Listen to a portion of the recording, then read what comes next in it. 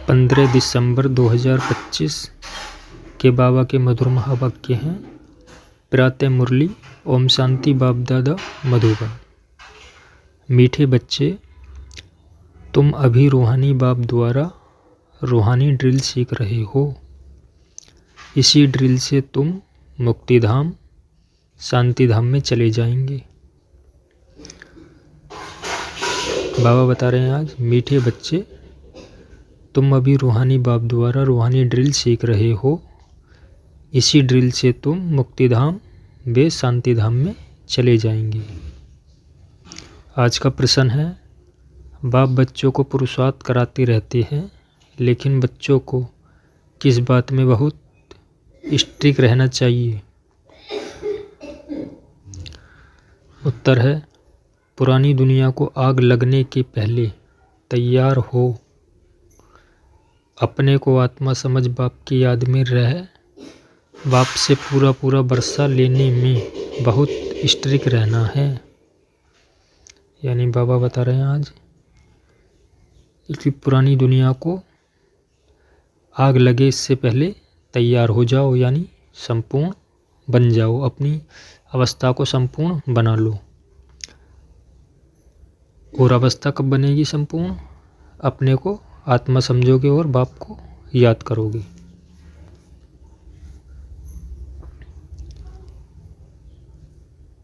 इसलिए बाप से हमें पूरा वर्षा लेने में इस समय कोई भी देर नहीं करनी चाहिए।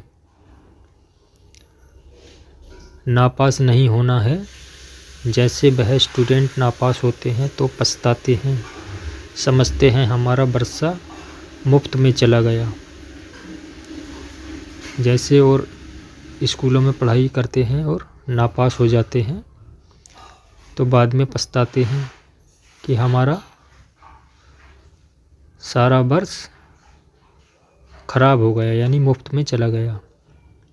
तो ऐसे ही बाबा बता रहे हैं कि अभी मेहनत करोगे तो सतयुग में उच्च पद पालोगे। कोई तो कहते हैं नहीं पढ़ा तो क्या हुआ, कोई बच्चे कहते हैं नहीं पढ़ा तो क्या हुआ, लेकिन तुम्हें बहुत स्ट्रिक्ट रहना है। टीचर ऐसा ना कहे कि टू लेट। अगर तुम्हें बहुत स्ट्रिक्ट रहना है, टीचर ऐसा ना कहे कि टू लेट। कि शिव बाबा जो टीचर हैं हमको पढ़ाने वाले, उनको ऐसा ना कहना पड़े कि टू लेट, कि आप तो बहुत देर हो गई। इसलिए हमें बहुत स्ट्रिक्ट रहना है और पढ़ाई पर पूरा फोकस करना है। ओम शांति। रूहानी बाप रूहानी बच्चों को रूहानी पाठशाला में डायरेक्शन देते हैं। वे ऐसे कहे कि बच्चों को ड्रिल सिखलाते हैं। जैसे टीचर्स डायरेक्शन देते हैं वे ड्रिल सिखलाते हैं ना, यह रूहानी बाप भी बच्चों को डायरेक्ट कहते हैं। क्या कहते हैं? मन मना भव। रूहानी बाप यानी शिव बाबा बच्चों से क्या कहते हैं? मन मना भव। जैसे वह कहते हैं अटेंशन प्लीज, और दुनिया के लोग क्या कहते हैं? अटेंशन प्लीज, कृपया ध्यान दीजिए। तो बाबा कहते हैं मन मना भव, यानी खुद को आत्मा समझो और मुझे एक बाप को याद करो, तो तुम्हारे विकर्म विनाश होंगे और तुम पावन बन जाएंगे। यह मन मना भव का अर्थ है। यह जैसे हर एक अपने ऊपर मेहर करते हैं। बाप कहते हैं बच्चे मामेकम याद करो, ऐश्वर्यी बन जाओ। यह रूहानी ड्रिल रूहों को रूहानी बाप भी सिखलाते हैं। यानी यह रूहानी ड्रिल, कौन सी ड्रिल? ऐश्वर्यी बनने की।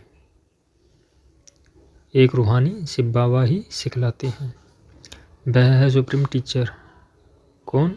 शिव बाबा है सुप्रीम टीचर, यानी सबसे बड़ा टीचर, बड़े से बड़ा टीचर। तुम हो नायाब टीचर। तुम हो नायाब टीचर। तुम भी सबको कहते हो अपने को आत्मा समझो, बाप को याद करो। यानी बाबा बता रहे हैं कि तुम भी टीचर हो, लेकिन तुम कैसे हो? नायाब टीचर, और बाबा है सुप्रीम टीचर। तो बाबा कहते हैं कि तुम नायब टीचर हो और तुम दूसरों को कहते हो अपने को आत्मा समझो, बाप को याद करो, यानी बाप का मैसेज दूसरों को देते हो। देही अभिमानी बन, देही अभिमानी भव, यानी अब देही अभिमानी बनना है, यानी आत्मा अभिमानी बनना है, खुद को आत्मा समझना है। मनमना भव का अर्थ भी यही है, आत्मा अभिमानी बनना यानी खुद को आत्मा समझना और एक बाप को याद करना। डायरेक्शन देते हैं बच्चों के कल्याण के लिए, खुद किससे सीखा नहीं, बाबा ने किसी से सीखा नहीं, क्योंकि बाबा खुद स्वयंभू है, खुद सब कुछ बाबा में समाया हुआ है, यानी बाबा का कोई टीचर गुरु या सदगुरु नहीं है, कोई माता पिता नहीं है। और तो सब टीचर्स खुद सीख कर फिर सिखलाते हैं, यह तो कहाँ स्कूल आदि में पढ़कर सीखा नहीं है, यानी बाबा ने तो कोई कहीं किसी स्कूल या यूनिवर्सिटी में पढ़कर नहीं सीखा है, यह सिर्फ सिखलाते ही हैं। कहते हैं मैं तुम रूहों को रूहानी ड्रिल सिखलाता हूँ, वह सब जिस्मानी बच्चों को जिस्मानी ड्रिल सिखलाते हैं, यानी बाबा कौन सी ड्रिल सिखलाते हैं, रूहानी, और बाकी जो स्कूलों आदि में सिखाते हैं वो है जिस्मानी ड्रिल। वह सब जिस्मानी बच्चों को जिस्मानी ड्रिल सिखलाते हैं, उन्हों को ड्रिल आदि भी शरीर से ही करनी होती है, औरों को जो ड्रिल आदि करनी होती है शरीर से ही करनी होती है, इसमें तो शरीर की कोई बात ही नहीं। बाप कहते हैं मेरा कोई शरीर नहीं है, बाबा का कोई शरीर नहीं है, मैं तो ड्रिल सिखलाता हूँ, डायरेक्शन देता हूँ, उनमें ड्रिल सिखलाने का ड्रामा प्लेन अनुसार पार्ट भरा हुआ है, औरों में ड्रिल सिखलाने का पार्ट ड्रामे अनुसार भरा हुआ है, सर्विस भरी हुई है, आते ही हैं ड्रिल सिखलाने, यानी औरों का जो है पार्ट है उनको बजाना ही है। तुमको तमो प्रधान से सतो प्रधान बनना है, यानी हम सभी बच्चों को तमो प्रधान से सतो प्रधान बनना है। अभी हम कैसे हैं, तमो प्रधान, अब क्या बन रहे हैं, धीरे धीरे पुरुषार्थ करके सतो प्रधान। यह तो बहुत सहज है, सीढ़ी वृद्धि में है, कैसे 84 का चक्र लगाए नीचे उतरे हैं बाप। अब बाप कहते हैं तुमको वापस जाना है, कहाँ जाना है, वापस घर चलने की तैयारी करनी है। ऐसे और कोई भी अपने फॉलोअर्स को या स्टूडेंट को नहीं कहेंगे कि हे रूहानी बच्चों अब वापस जाना है, यानी और कोई ऐसा नहीं कहता सिवाय रूहानी बाप के कोई समझा ना सके। बच्चे समझते हैं अभी हमको वापस जाना है, यानी बच्चों की बुद्धि में है कि अभी हमको वापस अपने घर शांति धाम जाना है, परम धाम जाना है। यह दुनिया ही अब तमो प्रधान है, हम सतो प्रधान दुनिया के मालिक थे, फिर 84 का चक्र लगाए तमो प्रधान दुनिया के मालिक बने। पहले हम सतो प्रधान दुनिया के मालिक थे, यानी जहाँ पर श्री लक्ष्मी और श्री राधे लक्ष्मी नारायण का राज्य था, उस नगरी के हम मालिक थे। फिर 84 का चक्र लगाकर धीरे धीरे पतित होते गए और आज तमो प्रधान दुनिया के मालिक बने, यानी आज की दुनिया कैसी है, तमो प्रधान। यहाँ दुख ही दुख है, बाप को कहते हैं दुख हरता सुख करता, अर्थात तमो प्रधान से सतो प्रधान बनाने वाला एक बाप ही है। तुम बच्चे समझते हो हमने बहुत सुख देखे हैं, कैसे रजाई की वह याद नहीं है, मतलब कैसे हमने रजाई की है, कैसे राजा रानी के रूप में हम रहे हैं राज्य के यहाँ सतयुग में, वह हमें याद नहीं है, परंतु एम ऑब्जेक्ट सामने है। लेकिन अब क्या है, हमारी एम ऑब्जेक्ट सामने है कि हमें क्या बनना है, उसके लिए हम पढ़ाई कर रहे हैं। वह है ही फूलों का बगीचा, अभी हम कांटे से फूल बन रहे हैं, यानी अभी जो है कांटों का बगीचा है और सत्युग क्या है, फूलों का बगीचा। तुम ऐसे नहीं कहेंगे कि कैसे निश्चय करें, अगर संशय है तो विनाशयन्ति स्कूल से पैर उठाया तो पढ़ाई बंद हो जाएगी, यानी स्कूल से हटे तो पढ़ाई बंद हो जाएगी। पद भी बिना संति हो जाएगा, बहुत घाटा पड़ जाता है। प्रजा में भी कम पद हो जाएगा, मूल बात ही है सतो प्रधान पूज्य देवी देवता बनना। अभी तो देवता नहीं होना, वगैरह अभी तो तुम देवता नहीं हो, देवी देवता नहीं हो। क्या कर रहे हैं हम? बनने का पुरुषार्थ कर रहे हैं। तुम ब्राह्मण को समझ आई है, हम सब अभी ब्राह्मण हैं, ब्रह्मा बाबा के बच्चे हैं। ब्राह्मण ही आकर बाप से यह ड्रिल सीखते हैं, अंदर में खुशी भी होती है। यह पढ़ाई अच्छी लगती है ना, भगवानी बात है। ये पढ़ाई किसकी? भगवान का ज्ञान है, भगवान के द्वारा बताया गया ज्ञान है। भले उन्होंने श्री कृष्ण का नाम डाल दिया है और दुनिया के लोगों ने गीता में क्या किसका नाम दे दिया? श्री कृष्ण का नाम दे दिया है, परंतु तुम समझते हो श्री कृष्ण ने यह ड्रिल सिखलाई नहीं। राजयोग की ड्रिल या राजयोग की शिक्षा किसने दी? एक शिव बाबा ने। यह तो बाप सिखलाते हैं। श्री कृष्ण की आत्मा जो भिन्न नाम रूप धारण करते तमो प्रधान बनी है, उनको भी सिखलाते हैं। जो श्री कृष्ण की जो आत्मा है ब्रह्मा बाबा, उनको भी किसने सिखलाया राजयोग? शिव बाबा ने। खुद सीखते नहीं, मतलब शिव बाबा किसी से सीखते नहीं हैं, और सब कोई ना कोई से सीखते ज़रूर हैं। और दुनिया के जो भी मनुष्य जीव आत्मा है, सब किसी न किसी से सीखते हैं, किसी टीचर या गुरु या सदगुरु से सीखते हैं। यह है ही सिखलाने वाला रूहानी बाप। राजयोग केवल एक रूहानी शिव बाबा ही सिखलाते हैं, तुमको सिखलाते हैं। तुम फिर औरों को सिखलाते हो। तुम 84 जन्म ले पतित बने हो, अब फिर पावन बनना है।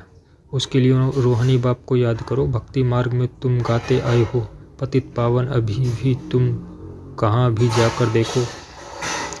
तुम राज ऋषि हो ना, कहाँ भी घूम फिर सकते हो, तुमको कोई बंधन नहीं है। बाबा कह रहे हैं अभी तुम राज ऋषि हो, तुम कहीं भी आ जा सकते हो, घूम सकते हो, तुमको कोई बंधन नहीं है। तुम बच्चों को यह निश्चय है, बेहद का बाप सर्विस में आए हैं। बाप बच्चों से पढ़ाई का उजूरा कैसे लेंगे? टीचर्स के ही बच्चे होंगे तो फिर पढ़ाएंगे ना, यानी टीचर्स के बच्चे होंगे तो ही पढ़ाएंगे। यह भी फ्री पढ़ाते हैं, ऐसे मत समझो हम कुछ देते हैं, यह फीस नहीं है। मतलब हम जो कुछ भी करते हैं ये मत समझो कि हम कुछ देते हैं। तुम देते कुछ नहीं हो, यह तो रिटर्न में बहुत लेते हो। मतलब जो भी देना है वो सब क्या है? अवगुण या बुराइयां ही देनी है, और उसमें हमारा ही कल्याण है। और हमें बदले में क्या मिलता है? बाबा से वर्षा मिलता है। सतयुग में देवी देवता बनने का था, धन संपत्ति का वर्षा मिलता है। मनुष्य दान पुण्य करते हैं, समझते हैं रिटर्न में हमको मिलेगा दूसरे जन्म में। मनुष्य सोचकर दान पुण्य करते हैं कि अगले जन्म में हमें मिलेगा। वह अल्पकाल क्षणभंगुर सुख मिलता है, बल मिलता है दूसरे जन्म में, परंतु वह नीचे उतरने वाले जन्म में मिलता है।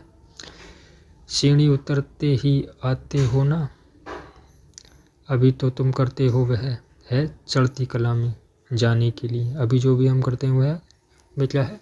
चढ़ती कला में जाने के लिए पुरुषार्थ है।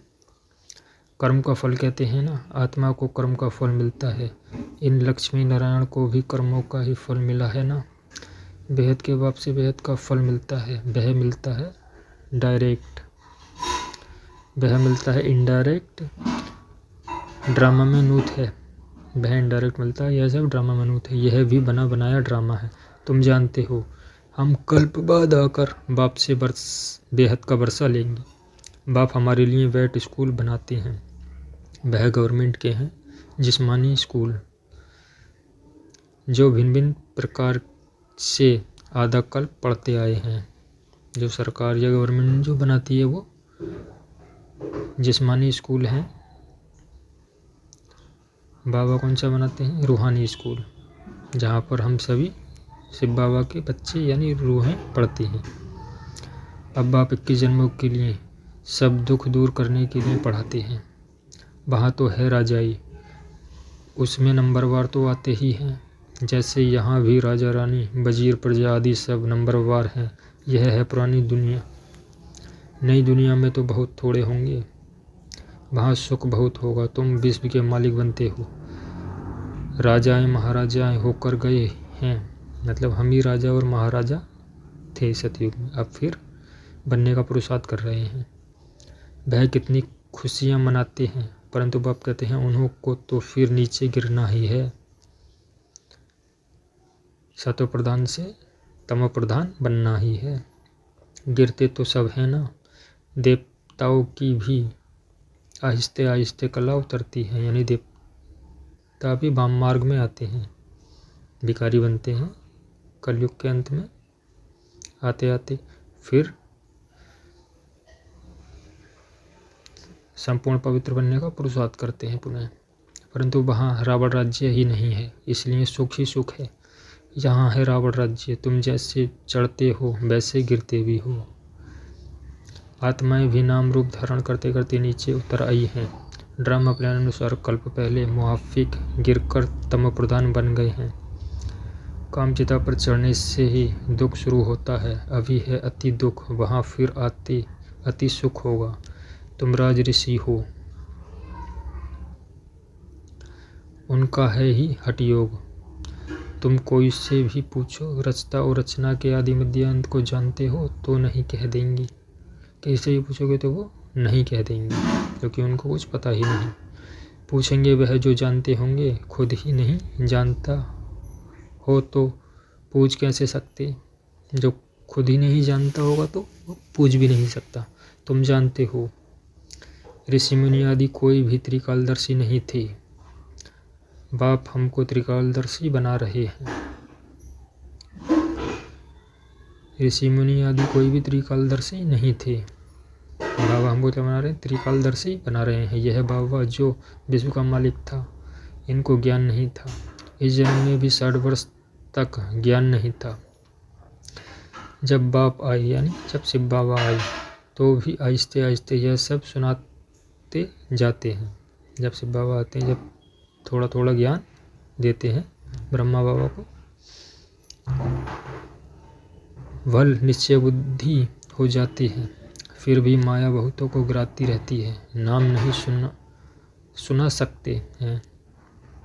माया फिर भी बच्चों को गिरा देती है, नहीं तो नाउम्मीद हो जाएंगे। बाबा नाम नहीं गिनाते हैं कि कौन कौन बच्चे गिर जाते हैं बीच में, वरना तो उनकी नाउम्मीद ही हो जाएगी, उम्मीद टूट जाएगी। समाचार तो आते हैं ना, संग बुरा लगा, नई शादी किए हुए का संग हुआ, चलायमान हो गया। कहते हैं हम शादी करने बगैर रह नहीं सकते। अच्छा महारती रोज आने वाला यहाँ से भी कई बार होकर गया है। उसको माया रूपी ग्रह ने आकर पकड़ा है। ऐसे बहुत केस होते रहते हैं। अभी शादी की नहीं है, माया मुंह में डाल हप कर रही है। स्त्री रूपी माया खींचती रहती है। ग्रह मगरमच्छ के मुंह में आकर पड़े हैं। ग्रह क्या है? मगरमच्छ बताया है बाबा ने कि मुंह में आकर पड़े हैं, फिर आहिस्ते आहिस्ते हप कर लेगी माया। मगरमच्छ बताई है बाबा ने, जो आहिस्ता आहिस्ता हम बच्चों को हप कर लेती है, निगल लेती है, अगर हम शिव बाबा की श्रीमत पर नहीं चलते हैं तो। कोई गफलत करते हैं या देखने में चलायमान होते हैं, समझते हैं हम ऊपर से एकदम नीचे गड्ढे में गिर पड़ूंगा। कहेंगे बच्चा बहुत अच्छा था, अब बेचारा गया, सगाई हुई है, हम मरा। बाप तो बच्चों को सदैव लिखते हैं, जीतते रहो, कहाँ माया का बार जोर से न लग जाए। शास्त्रों में भी यह बातें कुछ है ना, मतलब शास्त्रों में भी यह बातें थोड़ी हैं लेकिन हैं। अभी की यह बातें बाद में गाई जाएंगी, यानी अभी की यह बातें, संगम युग की यह बातें बाद में गाई जाएंगी, यानी बाद में शास्त्रों आदि में लिखी जाएंगी। तो तुम पुरुषार्थ कराते हो, ऐसा ना हो कहाँ माया रूपी ग्रह हप कर ले। किस्म किस्म से माया पकड़ती है, मूल है काम महाशत्रु, इनसे बड़ी संभाल करनी है। पति दुनिया सो पावन, दुनिया कैसे बन रही है तुम देख रहे हो। मूंझने की बात ही नहीं, सिर्फ अपने को आत्मा समझ बाप को याद करने से सब दुख दूर हो जाते हैं। बाप ही पतित पावन है, यह है योग बल। भारत का प्राचीन राजयोग बहुत मशहूर है। समझते हैं क्राइस्ट से 3000 वर्ष पहले पैराडाइज था, तो जरूर और कोई धर्म नहीं होगा। कितनी सहज बात है, परंतु समझते नहीं। अभी तुम समझते हो, वह राज्य फिर से स्थापन करने के लिए बाप आया है।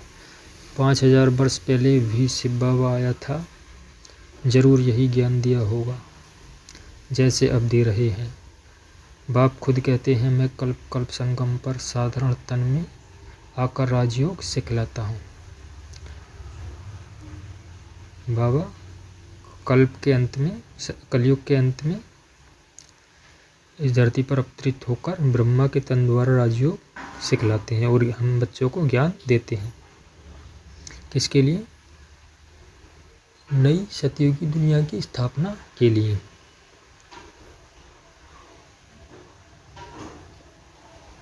तुम राजऋषि हो, पहले नहीं थे, बाबा आया है, तब से बाबा के पास रह रहे हो, पढ़ते भी हो, सर्विस भी करते हो। स्थूल सर्विस और सूक्ष्म सर्विस यानी दोनों सर्विस हम बच्चे करते हैं।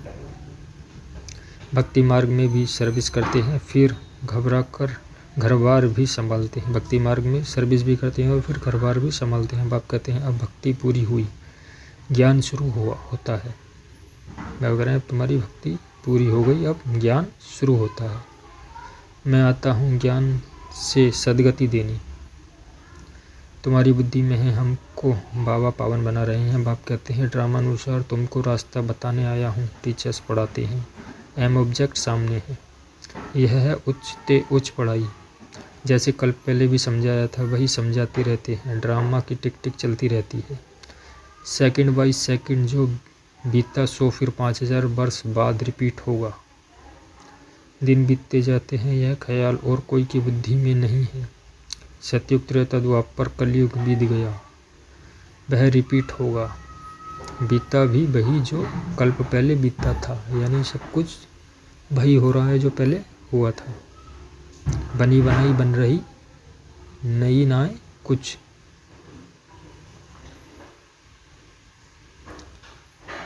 वह रिपीट होगा। बीता भी वही जो कल्प पहले बीता था, बाकी थोड़े दिन हैं।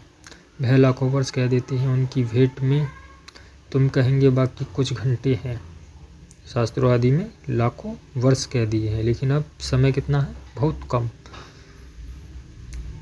कम से भी कम। यह भी ड्रामा में नूत है। जब आग लग जाएगी तब जागेंगी, यानी जब आग लग जाएगी, जब सब कुछ ख़त्म होने को होगा बिल्कुल, तब लोग जागेंगे। फिर तो टू लेट हो जाते हैं और अंत में जब बाबा ज्ञान भी देना बंद कर देंगे तो बहुत देर हो जाएगी। बाबा बता रहे हैं। तो बाबा पुरुषार्थ कराते रहते हैं। तैयार हो बैठो, यानी तैयार होकर बैठो। टीचर्स को ऐसा ना कहना पड़े कि टू लेट हो गए। बाबा कह रहे हैं, तैयारी अभी से कर लो, ताकि जब अंतिम समय आए तो बाबा को ये कहना ना पड़े कि अब तो टू लेट हो गए। नापास होने वाले बहुत पछताते हैं, समझते हैं हमारा वर्ष मुफ्त में चला गया। कोई तो कहते हैं, ना पढ़ा तो क्या हुआ, ना पढ़ा तो क्या हुआ। तुम बच्चों को स्ट्रिक्ट रहना चाहिए। हम तो बाप से पूरा वर्षा लेंगे। अपने को आत्मा समझ बाप को याद करना है। इसमें कोई तकलीफ होती है तो बाप से पूछ सकते हो, यही मुख्य बात है। बाप ने आज से 5000 वर्ष पहले भी कहा था, माँ में कम याद करो, पतित पावन मैं हूँ, सबका बाप मैं हूँ। श्री कृष्ण तो सभी का बाप नहीं है। तुम शिव के श्री कृष्ण के पुजारियों को यह ज्ञान सुना सकते हो। तुम शिव के श्री कृष्ण के पुजारियों को यह ज्ञान सुना सकते हो। बाबा कहें, आत्मा पूज्य नहीं, बनी होगी तो तुम कितना भी माथा मारो समझेंगे नहीं। अभी नास्तिक बनते हैं, शायद आगे चल आस्तिक बन जाएं। समझो शादी कर गिरता है फिर आकर ज्ञान उठाएं, परंतु वर्षा बहुत कम हो जाएगा क्योंकि बुद्धि में दूसरे की याद आकर बैठी। वह निकालने में बड़ा मुश्किल होता है। पहले स्त्री की याद फिर बच्चे की याद आएगी, बच्चे से भी स्त्री जास्ती खींचेगी क्योंकि बहुत समय की याद है ना। बच्चा तो पीछे होता है, फिर मित्र संबंधी ससुर घर की याद आती है। पहले स्त्री जिसने बहुत समय साथ दिया है वह भी ऐसे हैं। तुम कहेंगे हम देवताओं के साथ बहुत समय थे, ऐसे तो कहेंगे शिव बाबा के साथ बहुत समय से प्यार है। जिसने 5000 वर्ष पहले भी हमको पावन बनाया, कल्प कल्प आकर हमारी रक्षा करते हैं, तब तो उनको दुखहर्ता सुखकर्ता कहते हैं। तुमको बड़ा लाइन क्लियर बनना है। बाप कहते हैं इन आँखों से जो तुम देखते हो वह तो कब्र दाखिल हो जाना है। इन आँखों से जो भी कुछ तुम देख रहे हो ये सब कब्र में चला जाना है। अभी तुम हो संगम पर, अमरलोक आने वाला है। अभी हम सब बच्चे संगम पर हैं, अब क्या आने वाला है? अमरलोक आने वाला है। अभी हम पुरुषोत्तम बनने के लिए पुरुषार्थ कर रहे हैं। यह है कल्याणकारी पुरुषोत्तम संगम युग। दुनिया में देखते रहते हो क्या क्या हो रहा है। अब बाप आया हुआ है तो पुरानी दुनिया भी ख़त्म होने की है, यानी पुरानी दुनिया अब ख़त्म होने वाली है। आगे चल बहुतों को ख्याल में आएगा ज़रूर कोई आया हुआ है जो दुनिया को चेंज कर रहे हैं। मतलब लास्ट में लोगों को आगे चलकर पता चलेगा कि ज़रूर कोई ना कोई तो आया हुआ है जो दुनिया को बदल रहे हैं। यह वही महाभारत लड़ाई है। तुम भी कितने समझदार बने हो। यह बड़ी मंथन करने की बातें हैं। अपना श्वास व्यर्थ न गंवाना है। अपना श्वास यानी जो सांसें हैं ये व्यर्थ नहीं गंवानी है। तुम जानते हो श्वास सफल होते हैं ज्ञान से। अच्छा, मीठे मीठे शकील दे बच्चों प्रति माता पिता बाप दादा का याद प्यार और गुड मॉर्निंग। रूहानी बाप की रूहानी बच्चों को नमस्ते। धारणा के लिए मुख्य सार। नंबर 1, माया से बचने के लिए संगदोष से अपनी बहुत संभाल करनी है। अपनी लाइन क्लियर रखनी है। श्वास व्यर्थ नहीं गंवाने हैं। ज्ञान से सफल करने हैं। माया से बचने के लिए संगदोष से अपनी बहुत संभाल करनी है। अपनी लाइन क्लियर रखनी है। श्वास व्यर्थ नहीं गंवाने हैं। ज्ञान से सफल करने हैं। दूसरी पॉइंट, जितना समय मिले योग बल जमा करने के लिए रूहानी ड्रिल का अभ्यास करना है। अभी कोई नए बंधन नहीं बनाने हैं। जितना समय मिले योग बल जमा करने के लिए रूहानी ड्रिल का अभ्यास करना है। अभी कोई नए बंधन नहीं बनाने हैं। आज का प्रदान है, बाप की छत्र छाया के अनुभव द्वारा विघ्न विनाशक की डिग्री लेने वाले अनुभवी मूर्त भव। बाप की छत्र छाया के अनुभव द्वारा विघ्न विनाशक की डिग्री लेने वाले अनुभवी मूर्त भव। जहाँ बाप साथ है वहाँ कोई कुछ भी कर नहीं सकता। यह साथ का अनुभव ही छत्र छाया बन जाता है। यानी जहाँ बाप का साथ है वहाँ कोई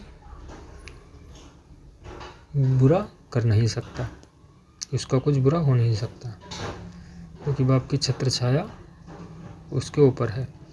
बाप दादा बच्चों की सदा रक्षा ही करते हैं।